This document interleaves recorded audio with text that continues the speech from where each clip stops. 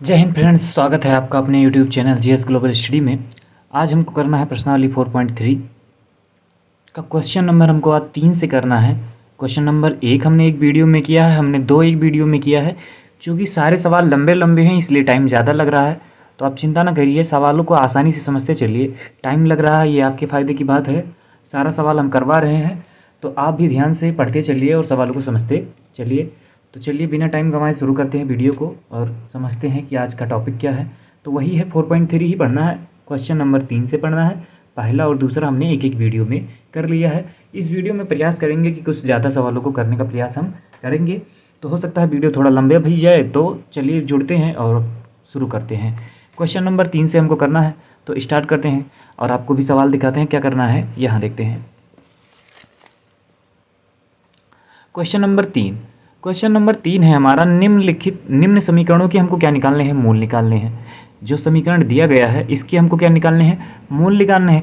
अब मूल निकालने का आपको दो तरीका पता है, या तो आप मध्यपद गुणनखंड विधि से करें और या फिर आप इसका क्या निकालें, द्विघाती सूत्र द्वारा भी आप इसका मूल निकाल सकती हैं। तो चलिए निकाल सकते हैं। तो अगर आप देखिए, चलिए हम करते हैं कैसे। अगर हम इनको और इनको दोनों सवालों को करेंगे, जिसमें अगर मध्यपद का विखंडन होगा उसको तो हम कर लेंगे मध्यपद विखंडन से, और जिसमें नहीं होगा उसको हम द्विघाती सूत्र द्वारा भी उसके मूलों को निकाल लेंगे। तो चलिए पहले करते हैं क्वेश्चन नंबर 3 का जो पहला सवाल दिया गया है वही करते हैं और समझते हैं कि क्या है। तो पहला सवाल क्या है, x माइनस, यहाँ लिख देते हैं दिया गया समीकरण, ये पहला है, दिया गया समीकरण क्या है, वो है हमारा x माइनस 1/x और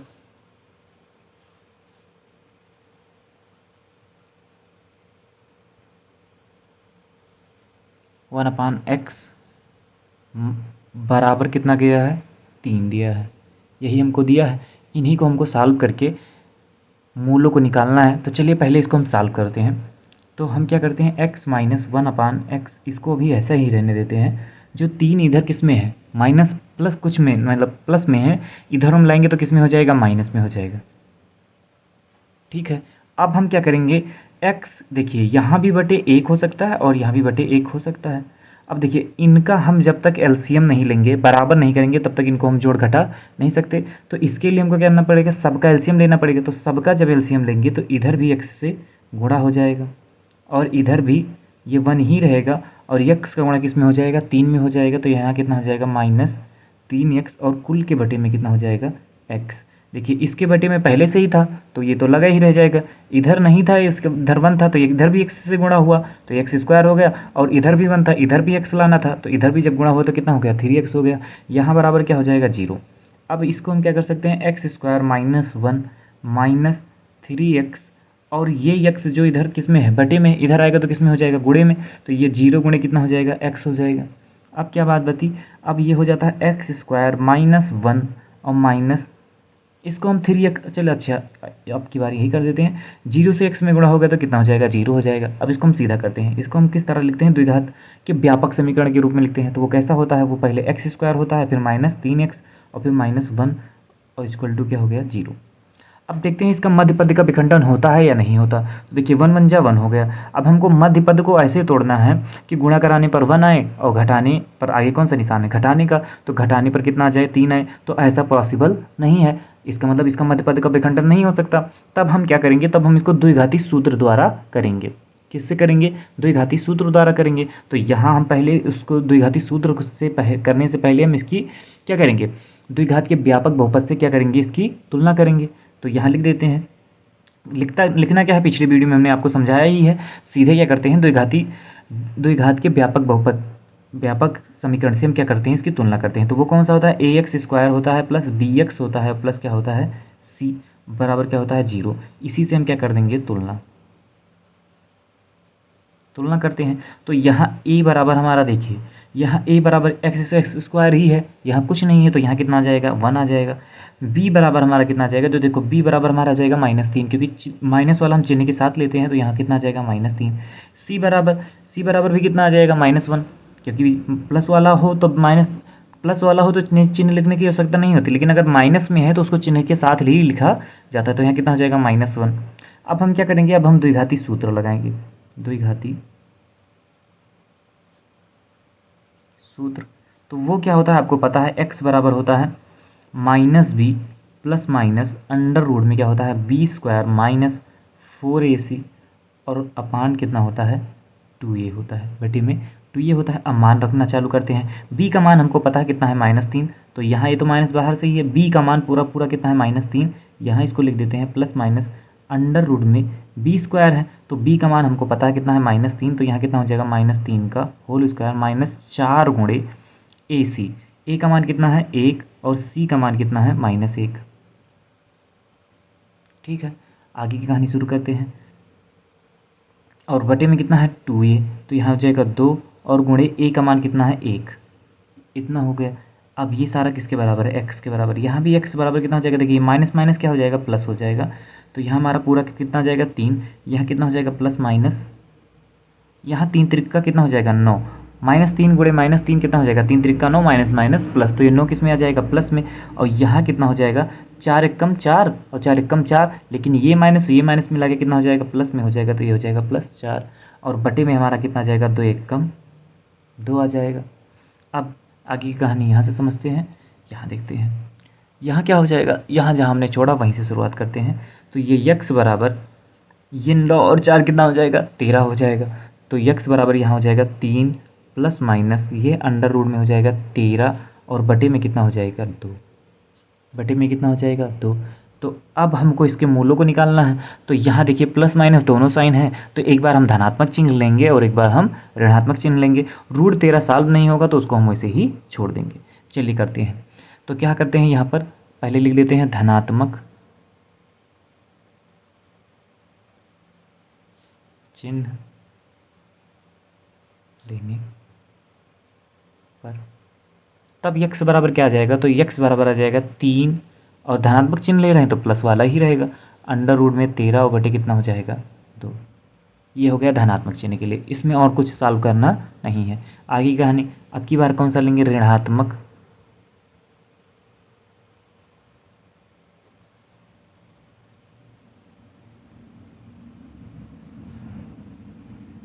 चिन्ह लेने पर।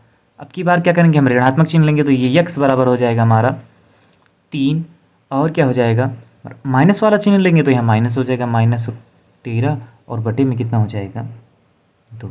ये हो गया हमारा आंसर। ये हो गया पहला मूल और ये हो गया दूसरा मूल। ये पहला मूल हो गया और ये दूसरा मूल, क्योंकि द्विघात बहुपद द्विघात समीकरण है तो कितने मूल आएंगे, 2 ही मूल आएंगे। तो एक मूल ये हो गया और एक मूल ये हो गया, तो यहीं पर हमारा हो जाएगा इस सवाल का आंसर। ठीक है, अब हम करते हैं इसका नेक्स्ट सवाल। चलिए करते हैं क्वेश्चन नंबर तीसरे का दूसरा। देख लेते हैं जो दिया गया है, दिया गया समीकरण पहले लिख देते हैं, दिया गया समीकरण। और क्या दिया गया, हम समीकरण को पहले लिख देते हैं, उसके बाद में सवालों को करना चालू करते हैं।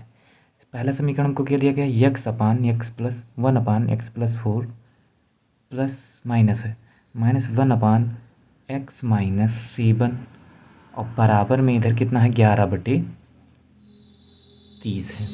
इसी को हमको सॉल्व करके पहले समीकरण का रूप बनाना है, क्या व्यापक समीकरण का रूप बनाना है, और उसके बाद व्यापक समीकरण का रूप बनाने के बाद में हमको इसका मान भी, इसके मूलों को भी निकालना है।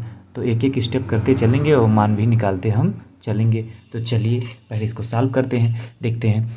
देखिए ये भी बटे में दिया गया है, ये भी बटे में दिया गया है। इसका गुणा हम इधर करा दें और इसका गुणा इधर करा दें, हो सकता है ऐसा, तो करा सकते हैं ऐसे। देखिए इधर इसका गुणा हो जाएगा तो ये कितना हो जाएगा x-7 और इसका गुणा इधर हो जाएगा, इसका इधर हो जाएगा, तो ये कितना हो जाएगा x+4 और बटे में कितना हो जाएगा हमारा x+4 और कितना हो जाएगा x-7 इतना, और इधर हमारा कितना हो जाएगा 11/30 हो जाएगा। ठीक, अब ये इतना यहाँ हो गया। अब हम क्या करते हैं, अब हम इनको सॉल्व करना चालू करते हैं। तो देखिए ब्रैकेट को हटा देते हैं ऊपर से, तो यहाँ कितना हो जाएगा x-7 माइनस x और ब्रैकेट हटाने पर अंदर का चिन्ह माइनस होने, आगे माइनस होने की वजह से अंदर का चिन्ह बदल जाएगा। तो यहाँ कितना आ जाएगा, -4 आ जाएगा। और बटे में यहाँ कितना आ जाएगा, बटे वाले में भी हम इसको सॉल्व करेंगे तो x का गुणा एक बार इसमें होगा और एक बार इसमें। फिर हम 4 को लेंगे, 4 का गुणा एक बार इसमें और 4 का गुणा एक बार साथ में। तो चलिए पहले x का कराते हैं। तो x का गुणा जब x में होगा तो कितना हो जाएगा, x का स्क्वायर हो जाएगा। फिर x का गुणा किस में होगा, 7 में। तो यहाँ कितना हो जाएगा, -7x हो जाएगा। फिर अब 4 को लेते हैं, 4 का गुणा एक बार x में होगा तो कितना हो जाएगा, 4x हो जाएगा। क्योंकि यहाँ भी x प्लस में है, ये भी प्लस में है, तो प्लस प्लस का प्लस। अब इसका और इसका गुणा कराएंगे तो प्लस माइनस का क्या हो जाएगा, माइनस। तो इसके कितना हो जाएगा, 7 चौके 28 और इधर हमारा कितना हो जाएगा, 11/30 हो जाएगा। ठीक, अब हम क्या करते हैं, अब हम ये x और ये x, इन दोनों x को हम क्या करते हैं, देखिए ये x किस में है, माइनस में है, और ये x किस में है, प्लस में है। तो ये इससे क्या हो जाएगा, कैंसिल हो जाएगा। ये -7 और ये -4, माइनस माइनस कितना हो जाएगा, प्लस हो जाएगा, लेकिन तब भी एक माइनस रह जाएगा। तो यहाँ बचेगा कितना, 11 बटे, और यहाँ हमारा कितना हो जाएगा, x²। ये तो ऐसे ही रहेगा। अब देखिए 4x प्लस में है, 7x माइनस में है। बड़ा कौन है, बड़ा है 7x। लेकिन तो 4x में से जब बड़ा घटेगा तो आंसर किस में आएगा, माइनस में। तो प्लस माइनस का ऑब्वियसली माइनस होता है, तो यहाँ कितना हो जाएगा, 3x हो जाएगा और यहाँ 28 ही रहेगा। और बराबर यहाँ कितना हो जाएगा, 11/30। अब एक चीज़, अब देखिए 11 इधर भी अंश में है और 11 इधर भी अंश में है, तो 11 से 11 को हम काट सकते हैं। या फिर आप ऐसे नहीं कर पाएंगे तो आप 11 देखिए, इधर गुणे, इधर अंश में इधर आएगा तो हर में हो जाएगा। जब इधर अंश में इधर आएगा हर में हो जाएगा, तो यहाँ से भी कट सकता है, तो लंबा हो जाएगा, इसलिए हम यहीं से काट देते हैं। 11 एकम 11, 11 एकम 11। तो यहाँ हमारा कितना बचेगा, -1, और यहाँ हमारा बचेगा x² -3x और -28, और बटे में हमारा कितना बचेगा, बटे में इतना, और इधर बचेगा हमारा 1/30। अब इसका हम क्या कराएंगे, बज्र गुणा करा देंगे। तो इसका गुणा इधर और इसका गुणा इधर हो जाएगा। तो 30 का गुणा किधर होगा, इधर। तो यहाँ 30 गुणे कितना हो जाएगा, -1 हो जाएगा। ठीक है, और इसका गुणा इधर हो जाएगा, तो ये हो जाएगा 1 गुणे x² -3x और -28, ये हो जाएगा। ये 30 एकन्नम -30 हो जाएगा, और ये हमारा हो जाएगा, इसका 1 में गुणा होगा तो ये पूरा का पूरा वही रह जाएगा, x² -3x और माइनस कितना हो जाएगा, 28 हो जाएगा। अब इसको हम यहीं रहने देते हैं, और ये जो -30 है इसको भी हम इधर ले आते हैं, तो ये इधर आएगा, तो x² -3x माइनस कितना हो जाएगा, 28, और ये जो 30 इधर है माइनस में इधर आएगा तो किस में हो जाएगा, प्लस में, और बराबर क्या हो जाएगा, 0। क्योंकि इधर ये पूरा पूरा इधर चला आया तो इधर कुछ बचा नहीं, तो इधर क्या बचेगा, केवल 0 बचेगा। अब देखिए यहाँ पर 30 में से 28 चला जाएगा, 30 में से क्या हो जाएगा, 28 आसानी से चला जाएगा। तो हमारा कितना हो जाएगा, x² -3x, और यहाँ कितना बचेगा, 2। लेकिन 2 किस में बचेगा, प्लस में, क्योंकि 30 में से 28 घट रहा है, बड़ी में से छोटा घट रहा है, और बड़ा वाला प्लस में है, छोटा वाला माइनस में है, तो आसानी से ये घट जाएगा। तो यहाँ 2 किस में आएगा, प्लस में आएगा, बराबर क्या हो जाएगा, 0। अब देखते हैं इसका मध्यपद को, इसके मध्यपद को हम तोड़ते हैं। अगर ये टूट जाता है तब तो इसको हम मध्यपद विखंडन द्वारा कर लेंगे, और अगर नहीं टूटता है तो हम इसको द्विघाती सूत्र द्वारा करेंगे। तो चलिए पहले विखंडन करके देख लेते हैं। तो चलिए विखंडन करते हैं। तो इसमें देखिए 2 एकम 2, इसका मतलब 3 को हमको इस तरह तोड़ना है कि जोड़ने पर तो 3 आए, लेकिन गुणा कराने पर कितना आए, 2 आए। जोड़ने पर कितना आए, 3, लेकिन आगे की जोड़ने पर ही क्यों, क्योंकि आगे प्लस का निशान है, तो प्लस का निशान है, इसके लिए अगर हम प्लस में ही तोड़ना पड़ेगा हमको। तो देखिए इस तरह हमको 3 को तोड़ना है कि जोड़ने पर तो 3 आए, लेकिन गुणा कराने पर कितना आए, 2 एकम 2। तो ये ऐसे ही टूट सकता है, आपके भी दिमाग में आ चुका होगा क्या ये कैसे टूटेगा। तो ये इस प्रकार टूटेगा, 2 + 1 × x और +2 बराबर क्या हो जाएगा, 0। यहाँ तक देखिए कैसे 2 + 1 में टूट गया, 2 एकम 2 और 2 और 1 3, आगे प्लस का निशान था तो इसीलिए हमने प्लस पे तोड़ दिया है। अब हमारा अगला कदम क्या होगा, हमारा अगला कदम ये होगा कि हम x का जो ये इस बाहर है इसको हम कहाँ कराएंगे, इसके अंदर। तो ये हो जाएगा x² -2x, और ये हो जाएगा 1 का गुणा जब x में होगा तो ये कितना हो जाएगा, x और प्लस कितना हो जाएगा, 2, और बराबर क्या हो जाएगा, 0। अब यही बात हम यहाँ करते हैं। अब हम क्या करेंगे, ब्रैकेट हटाएंगे। क्या करेंगे, ब्रैकेट को हटाएंगे। तो चलिए ब्रैकेट हटा देते हैं। ये एक्स स्क्वायर, अब देखिए अगर हम ब्रैकेट में करेंगे तभी अंदर का चिन्ह बदल जाएगा और ब्रैकेट हटाएंगे तब भी अंदर का चिन्ह बदल जाएगा। तो यहाँ प्लस है, यहाँ क्या हो जाएगा, माइनस हो जाएगा। तो यहाँ हो जाएगा -2x और माइनस एक्स और प्लस कितना हो जाएगा 2 बराबर क्या हो जाएगा 0। अब हम दो दो को साथ में करते हैं, इनको और इनको साथ में कर लेते हैं। तो ये एक्स स्क्वायर -2x ये, और इधर वाला x -2। देखिए अभी हमने क्या किया है, देखिए अभी हमने ब्रैकेट हटाया तो प्लस था, किस में हो गया, माइनस में। अभी जब हमने ब्रैकेट हटाया तो प्लस था, ये आगे माइनस होने की वजह से ये किस में बदल गया, माइनस में। अब यहाँ देखिए हम आगे माइनस होने की वजह से जब इन दोनों को ब्रैकेट में कर रहे हैं तब भी चिन्ह क्या हो रहा है, बदल रहा है। अगर आगे माइनस है तो ब्रैकेट लगाएंगे तब भी चिन्ह बदलेगा और ब्रैकेट हटाएंगे तब भी चिन्ह बदल जाएगा। तो ये हो गया इतना बराबर क्या हो जाएगा 0। अब हम कॉमन करते हैं तो देखिए इसमें x शामिल है, इसमें भी x शामिल है, तो x बाहर हो जाएगा तो हमारा कितना हो जाएगा, x -2 हो जाएगा। और इसमें देखिए इसमें कुछ कॉमन नहीं है, इसमें कुछ भी कॉमन नहीं है। तो इसमें जहाँ कुछ नहीं कॉमन होता वहाँ 1 कॉमन होता है, तो यहाँ हो जाएगा x -2 = 0। अब देखिए x -2 दोनों में कॉमन है, x -2 को हम क्या कर लेते हैं, बाहर कर लेते हैं। x -2 जब बाहर आ गया तो हमारा बचा क्या, x -1 ये बचा, अब बराबर क्या बचा 0। ठीक है, अब देखते हैं हम ये कि अब हम दोनों को एक एक के बार बराबर करते हैं। एक बार x -2 बराबर 0 करते हैं, x -2 बराबर 0 कर देने पर तो x बराबर कितना आ जाएगा 2। ठीक है, अब हम क्या करते हैं, ये एक मूल तो ये हो गया। देखिए द्विघात समीकरण था, किस प्रकार का समीकरण था, द्विघात समीकरण था। यहाँ से द्विघात समीकरण था, इसके लिए इसके मूल भी कितने आएंगे, 2 आएंगे। तो पहला मूल हमको पता चल गया। दूसरा मूल कैसे होगा, तो दूसरा मूल होता है x -1 और बराबर क्या होता है 0। तो ये x बराबर, ये जो माइनस में इधर 1 है इधर आएगा तो किस में हो जाएगा, प्लस में। तो एक मूल ये हो गया और एक मूल ये हो गया। 2 मूल निकालने थे तो दोनों मूल हमने निकाल लिए। ये हो गया इस सवाल का आंसर। ठीक है, अब हम आते हैं अपने नेक्स्ट सवाल पर। इसका जो सवाल नंबर 4 है, देखिए 3 का 2 पार्ट था, दोनों पार्ट हमने कर लिया है। अब हम करते हैं क्वेश्चन नंबर 4। क्वेश्चन नंबर 4 ये थोड़े विस्तृत सवाल हैं, वैसे हैं तो बिल्कुल आसान ही, लेकिन थोड़े विस्तृत हैं, बड़े हैं, तो उनको भी हम कर लेंगे, बिल्कुल आसान है। चलिए करते हैं, पहले आपको भी सवाल दिखा देते हैं कि सवाल क्या है, उसके बाद हम करना स्टार्ट करते हैं। चलिए देखते हैं।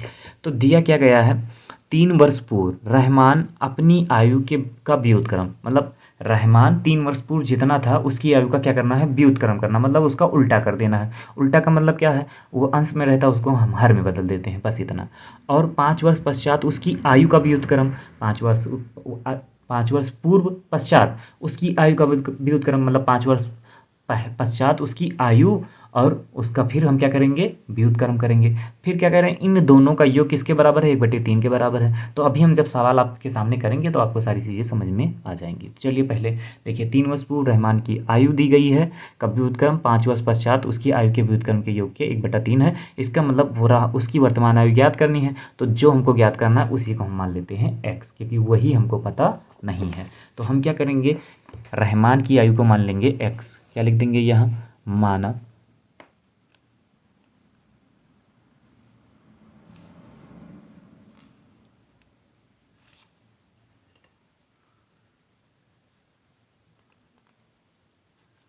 रहमान की आयु x वर्ष है। माना रहमान की आयु कितनी है, x वर्ष है। आगे की कहानी, अब उसके बाद में कह रहे हैं कि 3 वर्ष पूर्व रहमान की आयु का व्युत्क्रम। तो व्युत्क्रम करने से पहले हम रहमान की 3 वर्ष पूर्व पहले आयु निकालेंगे। तो पहले लिख देते हैं रहमान की 3 वर्ष पूर्व आयु। तो रहमान की 3 वर्ष पूर्व आयु की बात कर रहे हैं, तो रहमान की जो वर्तमान आयु है वो कितनी है, x है। उसी में से हम 3 घटा देंगे तो 3 वर्ष पूर्व उसकी आयु पता हमको चल जाएगी। जैसे मान लेते हैं रहमान की आयु आज के समय में कितनी है, 5 वर्ष। तो 3 वर्ष पूर्व उसकी आयु कितनी रहेगी, तो 5 में से हम 3 को घटा देंगे तो कितना हो जाएगा, 2 वर्ष। लेकिन यहाँ पर हमको इसकी एक्चुअल आयु, वर्तमान आयु पता ही नहीं है, तो इसीलिए जो हमने माना उसी में हमने 3 घटा दिया है। अब ये कह रहे हैं कि इसकी आयु का व्युत्क्रम, तो यहाँ फिर क्या लिख देंगे, रहमान की 3 वर्ष पूर्व आयु का व्युत्क्रम। व्युत्क्रम, तो व्युत्क्रम का मतलब क्या होता है, उसको हम एक बटे के रूप में लिख देते हैं, बटे के रूप में लिख देते हैं। तो यहाँ कितना हो जाएगा, एक बटे एक्स माइनस कितना हो जाएगा, 3। फिर अब दूसरी टर्म और कंडीशन क्या है, दूसरी में कह रहे हैं कि 5 वर्ष पश्चात उसकी आयु का व्युत्क्रम। तो पहले हम उस रहमान की 5 वर्ष पश्चात आयु निकाल लेंगे। तो रहमान की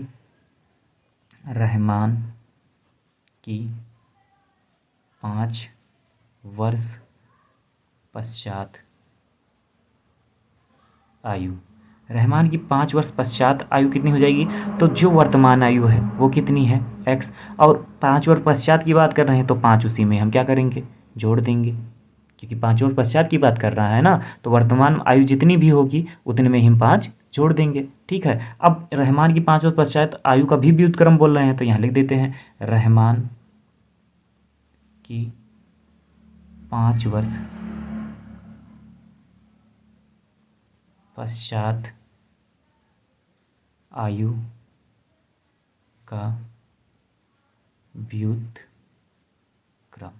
तो इसका भी उल्टा ही हो जाएगा, मतलब x अपान x प्लस 5 हो जाएगा, 1 अपान x प्लस 5 हो जाएगा। अब हम आते हैं प्रश्नानुसार, क्या करते हैं, प्रश्नानुसार करते हैं। प्रश्नानुसार क्या कर रहा है, जो इन्होंने बात कही है कि रहमान की 3 वर्ष पूर्व आयु का व्युत्क्रम और रहमान की 5 वर्ष पश्चात आयु का व्युत्क्रम, और दोनों का योग कितना है, 1/3 है।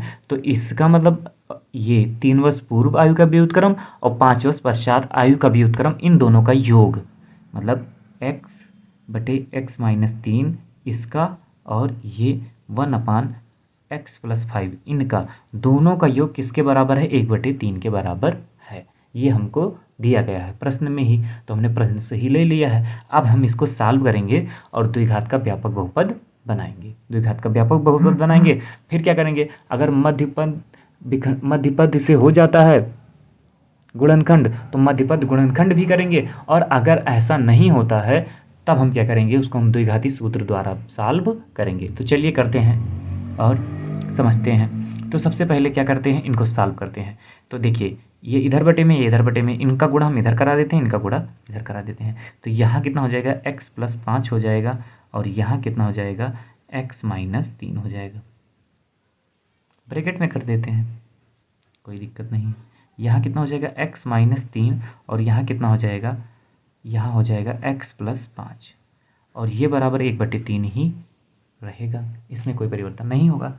अब हम इसको सॉल्व करते हैं, ब्रैकेट हटाते हैं। तो यहाँ कितना हो जाएगा, x प्लस 5, और यहाँ कितना हो जाएगा, x माइनस 3, और बटे में हमारा हो जाएगा, देखिए अब x का गुणा एक बार इसमें और एक बार इसमें, फिर 3 का गुणा एक बार इसमें और एक बार इसमें। तो x का पहले लेते हैं, तो x का x में गुणा हुआ तो कितना हो गया, x स्क्वायर हो गया।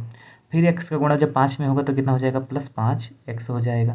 फिर 3 लेंगे तो 3 का गुणा x में होगा तो कितना हो जाएगा, प्लस माइनस का माइनस, माइनस 3x हो जाएगा। और फिर 3 का गुणा जब 5 में होगा तो प्लस माइनस का माइनस, तो कितना हो जाएगा, 3 × 5 = 15 हो जाएगा, बराबर कितना हो जाएगा, 1/3 हो जाएगा। आगे सॉल्व करते हैं, आगे फिर देखते हैं। तो देखिए, ये x और x मिला के कितना हो गया, 2x हो जाएगा। x और x मिला के कितना हो जाएगा, 2x हो गया। अब 5 में से 3 जाएगा तो कितना बचेगा, +2 बचेगा। 5 में से जब 3 चला जाएगा तो कितना बचेगा, +2, क्योंकि 5 में से 3 गया तो 5 बड़ा है, 3 छोटा है, और 5 में से 3 आसानी से घट सकता है, तो प्लस में आ जाएगा 2। अब इधर नीचे वाले में देखते हैं, यहाँ कितना हो जाएगा, x², और 5 में से 3 गया तो कितना बचेगा, +2x। 5 में से 3 गया तो कितना बचा, +2x बचा, और ये कितना बचा, -15 बचा, और इधर बराबर कितना बचा, 1/3। अब हम क्या करेंगे, अब हम इनका कराएंगे वज्र गुणनखंड, वज्र गुणा कराएंगे, वज्र गुणा कराएंगे, इसका इधर गुणा और इसका गुणा इधर। तो 3 से इसमें गुणा कराते हैं, तो 3 गुणे यह कितना हो जाएगा, 2x, और प्लस कितना हो जाएगा, 2, और इधर कितना हो जाएगा, 1 गुणे x² प्लस 2x, और माइनस कितना हो जाएगा, 15। ठीक, आगे देखते हैं। 3 का गुणा इसमें होगा एक बार, इसमें तो 3 दूनी 6x हो जाएगा, फिर इसमें होगा तो 3 दूनी 6 हो जाएगा, और ये 1 से गुणा हो रहा है तो इसमें कोई परिवर्तन नहीं होगा, ये तो यही रह जाएगा, x² प्लस 2x, और माइनस कितना हो जाएगा, 15। ठीक है, अब आगे की कहानी यही है कि हम पक्षांतर करेंगे, पक्षांतर करके इसको हम एक पूर्ण द्विघात रूप का व्यापक बहुपद समीकरण बनाएंगे। तो चलिए उसके लिए सॉल्व करते हैं। तो हम इसको तो यहीं रहने देते हैं, एक्स स्क्वायर प्लस 2x और माइनस 15 को इधर ले आते हैं और इसको सीधा कर देते हैं। एक बार आपके लिए 6x प्लस 6 कर देते हैं। ठीक, यहाँ तक आपको समझ में आया होगा। हमने इधर वाला इधर कर दिया, इधर वाला इधर कर दिया, बस इतना ही किया है। अब आगे करते हैं यहाँ से। अब एक्स स्क्वायर प्लस 2x और माइनस 15 इसको हम कर देते हैं यहाँ। और ये जो सारा इधर हमको मिला था 6x प्लस 6, इसको हम ले आते हैं इधर, इधर ले आते हैं इधर। तो ये जब इधर आएगा तो ये माइनस में हो जाएगा, माइनस 6x और कितना हो जाएगा -6 और बराबर क्या हो जाएगा हमारा 0। ये इतना मिल जाएगा हमको। ठीक, अब हम यहाँ से सॉल्व करना चालू करते हैं। देखिए अब देखते हैं तो क्या हो सकता है। अब हम इकट्ठा करते हैं तो देखिए एक्स स्क्वायर प्लस 2x और माइनस 6x ये, और माइनस 15 और माइनस 6 ये, और बराबर कितना हो जाएगा 0 हो जाएगा। अब आगे की कहानी देखिए, ये एक्स स्क्वायर ही रहेगा। यहाँ 2x में से 6x चला जाएगा तो कितना बचेगा, छोटे में से बड़ा घट रहा है तो किस में आ जाएगा -4x। और यहाँ हमारा कितना हो जाएगा, यहाँ हो जाएगा 15 और 6 कितना हो जाएगा 21, क्योंकि माइनस माइनस क्या होता है प्लस होता है, लेकिन तब भी एक माइनस रह जाता है। तो -21 बराबर क्या हो जाएगा 0। अब हम क्या करेंगे, अब हम करेंगे इसका मध्यपद विखंडन। अगर मध्यपद विखंडन से हो जाता है तब तो ठीक है, और अगर ऐसा नहीं होता है तब हम क्या करेंगे, अगर ऐसा नहीं होता है तब हम इसका द्विघाती सूत्र का उपयोग करके इसके मूलों को निकालेंगे। तो सबसे पहला प्रयास हमारा क्या है, मध्यपद विखंडन करना है। तो चलिए करते हैं। मध्यपद विखंडन करने से चीज़ें आसान हो जाती हैं, तो पहले हम वही करके देख लेते हैं। तो चलिए करते हैं। यहाँ देखिए 21 सेकंड में कितना हो जाएगा 21, और यहाँ कितना दिया हुआ है -4x। इसका मतलब अब आगे कौन सा माइनस निशान है, तो माइनस का चिन्ह है। इसका मतलब इसको हमको तोड़ना है, किस में, ऋणात्मक रूप में तोड़ना है, माइनस वाले में तोड़ना है। और इस तरह तोड़ना है कि घटाने पर तो 4 आए, क्योंकि घटाव पर तोड़ना है। घटाने पर तो 4 आए लेकिन गुणा कराने पर कितना आए 21 आए। तो बिल्कुल आसान है। कैसे आसान है, 7 - 3 में तोड़ देंगे। 7 - 3 में अगर तोड़ देते हैं तो 7 में से 3 गया तो 4 बच जाएगा और 7 × 21 हो जाएगा। ठीक है, तो ये हो जाएगा हमारा x, यहाँ हो जाएगा 7 - 3 इंटू कितना हो जाएगा x - 21 और बराबर क्या हो जाएगा 0। अब हम x का पहले अंदर गुणा कराएंगे तो ये एक्स स्क्वायर ही रहेगा। यहाँ कितना हो जाएगा 7x और -3x। देखिए जितने स्टेप में हम ये गुणनखंड कर रहे हैं आप भी उतने स्टेप में कीजिए तो आपकी गलती होने के चांसेस ना के बराबर होंगे, गलत नहीं होगा, प्लस माइनस में कहीं भी गलती नहीं होगी। ठीक, तो यहाँ हो जाएगा -21 और बराबर क्या हो जाएगा 0। अब आगे कहानी देखिए, ये एक्स स्क्वायर ही रहेगा और ये माइनस है आगे, और ब्रैकेट हटाएंगे तो हमने बताया कि जब ब्रैकेट हटता है आगे माइनस होने की वजह से चिन्ह बदल जाते हैं। तो यहाँ माइनस था तो यहाँ क्या हो जाएगा प्लस हो जाएगा। तो यहाँ 7x और यहाँ कितना हो जाएगा +3x और बराबर क्या, माइनस कितना हो जाएगा 21 और बराबर क्या हो जाएगा 0।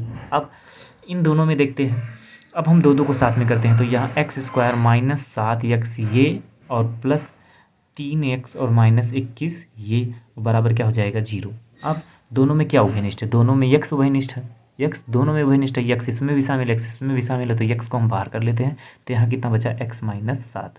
और इधर दोनों में क्या उभयनिष्ठ है, दोनों में कॉमन क्या है, तो 3 कॉमन है, तो क्योंकि 3 इसमें भी शामिल है और 3 × 7 = 21 के रूप में इसमें भी शामिल है। तो 3 को बाहर कर लेंगे तो यहाँ भी कितना बचेगा x - 7 बचेगा। कितना बचेगा x - 7 बराबर क्या हो जाएगा 0। अब बात क्या है, अब बात है दोनों में देखते हैं x - 7 उभयनिष्ठ है, तो x - 7 बराबर क्या हो जाएगा, ये हम इनको बाहर कर लेंगे तो बचेगा हमारा x + 3 ही ये बच जाएगा, बराबर क्या हो जाएगा 0। अब हम एक बार x - 7 बराबर 0 करेंगे तो ये हो जाएगा पहला मूल x बराबर 7, ये पहला मूल, और x + 3 बराबर जब 0 करेंगे तो x बराबर कितना आ जाएगा -3, क्योंकि ये इधर जाएगा तो माइनस में हो जाएगा। अब देखिए हमको रहमान की वर्तमान आयु निकालनी है। क्या निकालनी है, रहमान की वर्तमान आयु निकालनी है। तो जब रहमान की वर्तमान आयु निकालनी है तो हम कभी भी ऋणात्मक मानों को नहीं लेते, धनात्मक मान को ही लेते हैं। तो रहमान की आयु हमने मानी कितनी थी x, और रहमान की x = यहाँ कितना आया है 7। तो रहमान की वर्तमान आयु कितनी हो जाएगी, रहमान की वर्तमान आयु वो क्या हो जाएगी, तो हम प्लस वाला ही लेंगे तो ये हमारा कितना हो जाएगा 7, यही हो जाएगा 7 वर्ष, यही हो जाएगा हमारा आंसर। ठीक है, अगर आपको कोई दिक्कत है तो कमेंट सेक्शन में लिखिएगा, हम आपको उसका जवाब देने का प्रयास करेंगे। तो अगर आप स्क्रीनशॉट लेना चाहिए तो ये पूरा का पूरा सवाल आपके सामने है, आप स्क्रीनशॉट ले सकते हैं। उसके बाद हम बढ़ते हैं क्वेश्चन नंबर 5 पर। ठीक, चलिए करते हैं क्वेश्चन नंबर 5।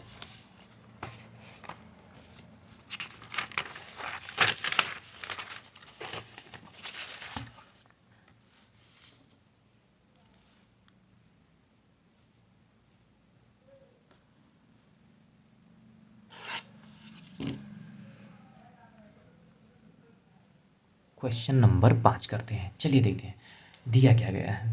दिया क्या गया है? दिया तो गया है हमको ये, एक क्लास टेस्ट में शेफाली ने गणित और अंग्रेजी में प्राप्त किए गए अंकों का योग कितना है? 30 है। मतलब शेफाली हैं, उन्होंने कोई टेस्ट दिया है तो उन्होंने गणित और अंग्रेजी में दोनों मिला के कितना नंबर पाया है? 30 नंबर। मतलब कोई शेफाली लड़की है या कोई लड़का भी हो सकता है, जिन्होंने गणित टेस्ट दिया है तो गणित और अंग्रेजी दोनों का अंक मिला के कितना पाया है? उन्होंने 30 नंबर पाया है। अब वो आगे की कहानी शुरू करते हैं कि यदि उनको गणित में 2 अंक अधिक और अंग्रेजी में 3 अंक कम मिले हों तो उनके अंकों का गुणनफल कितना हो जाता है? 210 हो जाता है। तो हम करते हैं, बिल्कुल आसान है सवाल, आराम से करते चलेंगे और आंसर भी इसका आ जाएगा। चलिए करते हैं क्वेश्चन नंबर 5। आपको सवाल आपने देख ही लिया है, अब हम सवाल को सॉल्व करना चालू करते हैं। चलिए देखते हैं। पहले लिख देते हैं कि माना क्या है? जो शेफाली को कुल अंक मिला है दोनों को मिलाकर, तो वही लिख देते हैं। शेफाली द्वारा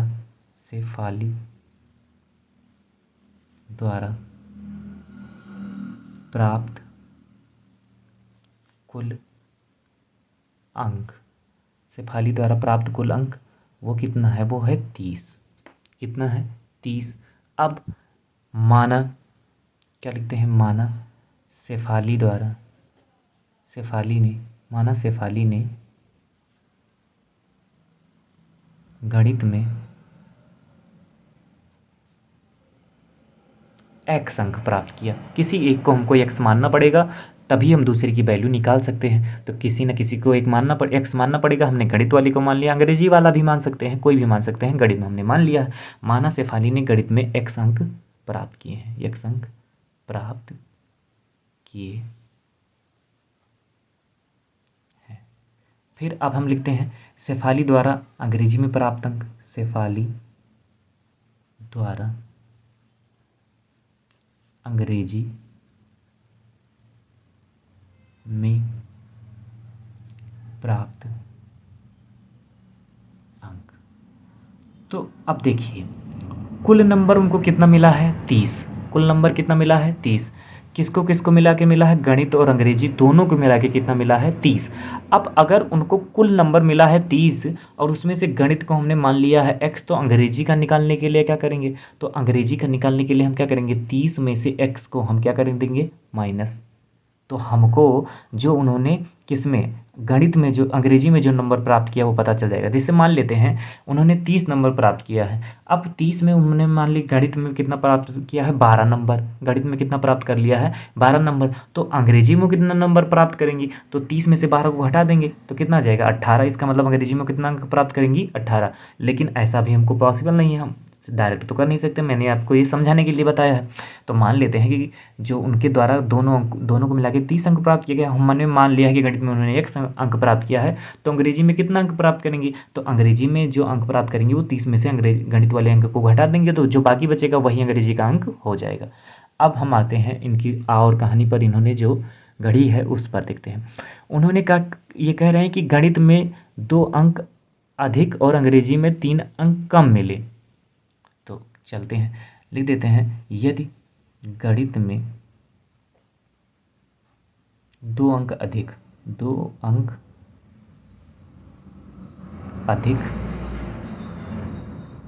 मिले, गणित में 2 अंक अधिक मिले, तब क्या होगा? तब ये होगा कि उन्होंने गणित में कुल कितना अंक प्राप्त किया है? x, और 2 अंक अधिक प्राप्त करें तो वो कितना हो जाएगा? x+2 हो जाएगा।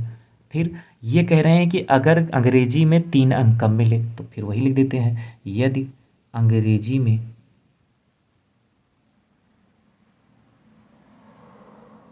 3 अंक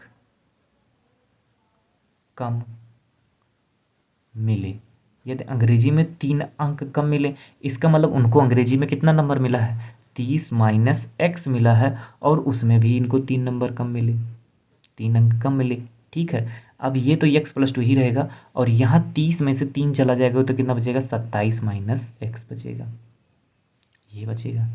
अब आगे की कहानी क्या कह रहे हैं कि उनके दोनों प्रश्नानुसार, सीधा लिख देते हैं प्रश्नानुसार, क्योंकि प्रश्न के अनुसार हमको अब चलना है। अभी भी प्रश्न के अनुसार ही चले हैं, लेकिन कुछ चीज़ें माननी थी इसलिए हमने अभी प्रश्नानुसार लिखना सही नहीं समझा। अब हम प्रश्नानुसार यहाँ से करेंगे। कैसे, देखिए वो कह रहे हैं कि अगर इतना सारी चीज़ें हो चुकी हैं तो जो अंक उनको मिले हैं उनका गुणनफल किसके बराबर हो जाता है।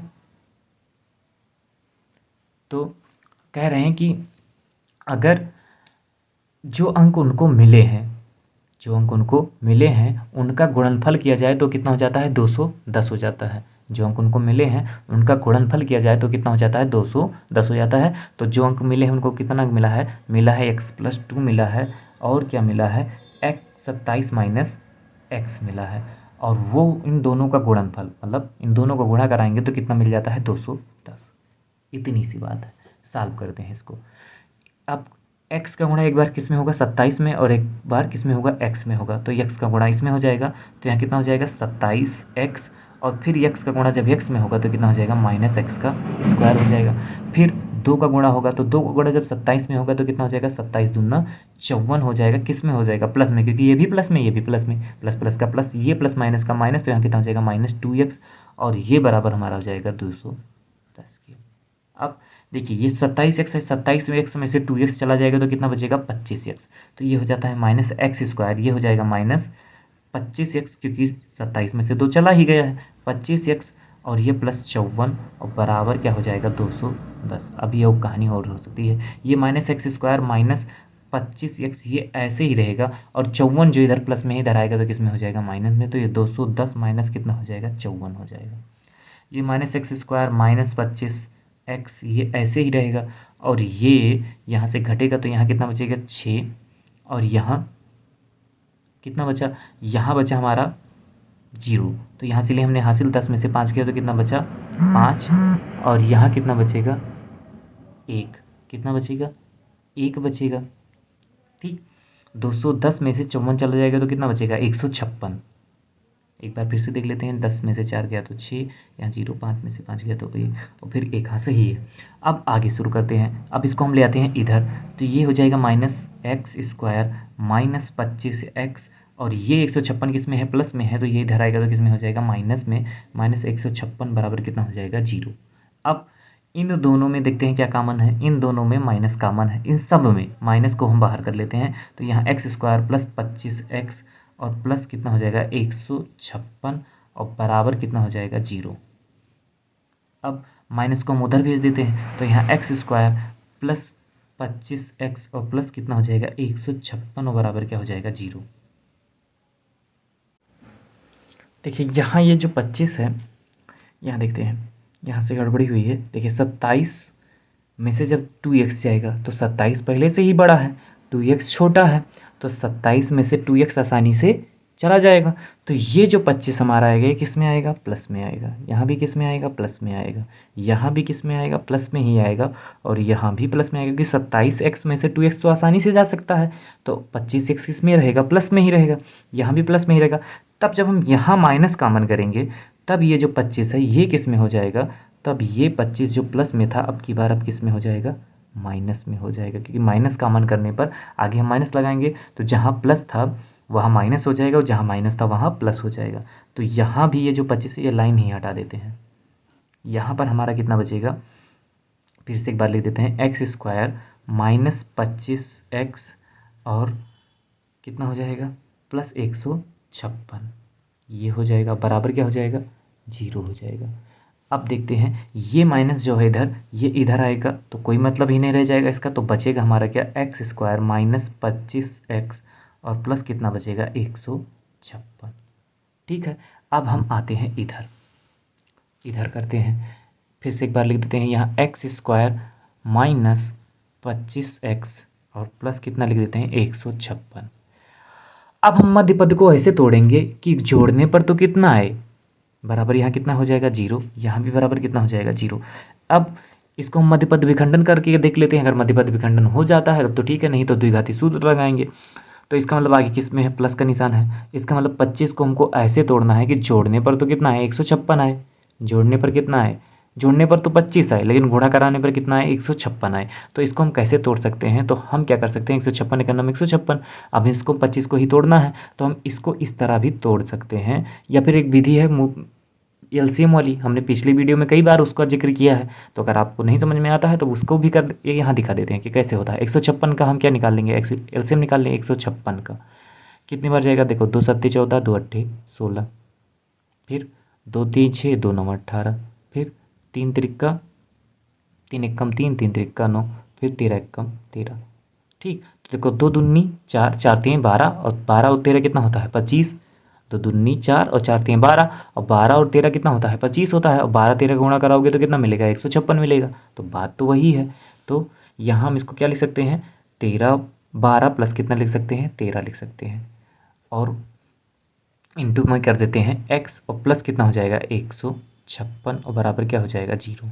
ठीक, अब हम क्या करते हैं एक्स स्क्वायर को, इसको तो ऐसे ही रहने देते हैं। अब हम x का अंदर गुणा कराते हैं तो कितना हो जाएगा 12x² माइनस प्लस 13x, और प्लस कितना हो जाएगा 156, और बराबर क्या हो जाएगा 0। अब इसमें देखते हैं, यहाँ से हम ब्रैकेट हटाते हैं, तो ब्रैकेट हटाएंगे तो अंदर का निशान बदल जाएगा, तो ये कितना हो जाएगा 12x माइनस 13x, और प्लस कितना हो जाएगा 156, बराबर क्या हो जाएगा 0। बराबर कितना हो जाएगा 0। अब हम दो को साथ में करते हैं, इनको साथ में कर लेते हैं, इनको। तो यहाँ हम x² माइनस 12x ये हो जाएगा, और इधर वाले में हो जाएगा 13x माइनस 156 हो जाएगा, बराबर कितना हो जाएगा 0। अब देखते हैं इन दोनों में क्या कॉमन है, तो इन दोनों में x कॉमन है, तो x कॉमन कर सकते हैं। तो x को जब बाहर करेंगे तब हमारा कितना बचेगा, तब हमारा बचेगा x माइनस 12, क्योंकि x इसमें भी शामिल था, x इसमें भी, तो x माइनस 12 बचा। इधर क्या कॉमन हो सकता है, इधर 13 कॉमन हो सकता है।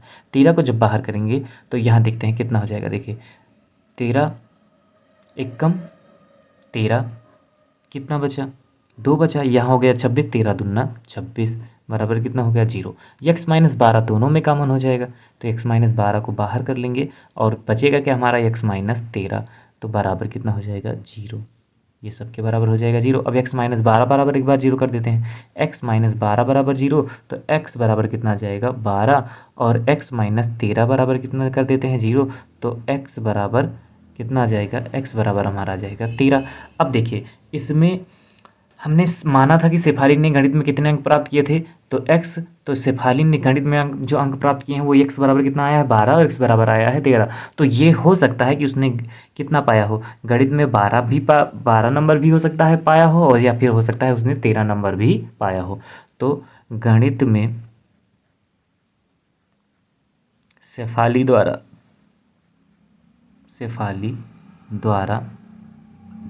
प्राप्त अंक, तो शेफाली द्वारा प्राप्त अंक तो वो कितना हो जाएगा 12 हो सकता है, 12 या 13 भी हो सकता है, क्योंकि दोनों मान किसमें है धनात्मक है, दोनों मान धनात्मक है तो दोनों को लिख सकते हैं। फिर अब अंग्रेजी में शेफाली द्वारा प्राप्त अंक, अंग्रेजी में शेफाली द्वारा प्राप्त अंक, तो वो क्या हो जाएगा, वो हो जाएगा 30 माइनस एक बार 12 को घटाएंगे तो वो हो जाएगा 18 भी पा सकती हैं, क्योंकि हमने क्या निकाला है शेफाली द्वारा गणित अंग्रेजी में प्राप्त अंक कितना है 30 माइनस x है, तो 30 में से 12 को घटा दिए, और एक बार हो सकता है 30 माइनस 13 को भी घटाएंगे तो कितना आ जाएगा 17। तो इसका मतलब या तो 17 या 18 दोनों में से कोई एक वो नंबर पाई होंगी। ठीक है, तो यहीं पर होता है इस सवाल का दी एंड।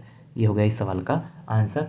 अगर आपको स्क्रीनशॉट लेना हो तो ये पूरा का पूरा सवाल आपके सामने है, आप स्क्रीनशॉट ले सकते हैं। अब हम मिलते हैं आपसे नेक्स्ट वीडियो में, तब चर्चा करेंगे हम 6 7 8 और 9 सवालों की। उसके बाद जो भी सवाल बचे उनको हम करते चलेंगे, आसानी से समझते हुए चलेंगे और स्टेप बाय स्टेप करते हुए चलेंगे। तो इस वीडियो में बस इतना ही, मिलते हैं नेक्स्ट वीडियो में, तब तक के लिए धन्यवाद, जय हिंद।